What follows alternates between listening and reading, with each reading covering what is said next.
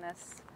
Yeah, I think there are many people in New York State and in any area where loons exist that have a special affinity for loons. And for me, I remember very distinctly, as probably most people do that have ever heard a loon, where they first heard a loon.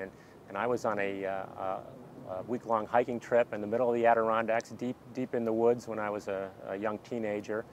And I was camping at a lean-to high up above Pillsbury Lake. And I think the rest of the campers and I were pretty much on edge anyway, because there were a lot of bears around when we were there. And I remember waking up the next morning at the very first light of dawn, and I think I was the only one awake. And I heard this incredible wail echoing throughout the entire valley. And it was a very ghostly sound, and I had absolutely no idea what was making this terrifying noise. And it wasn't until later on that morning when we went down to the lake that we saw the loons down there, and they were making their calls. And it was just such a magnificent bird. And ever since then, I just had a special affinity for loons and love going to lakes that have loons on them.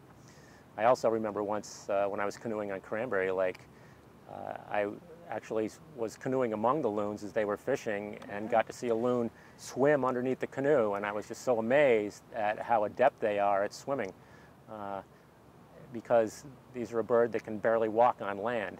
But it was just amazing to see how quick they can move and how adept they are at turning to catch fish under the water. Cool.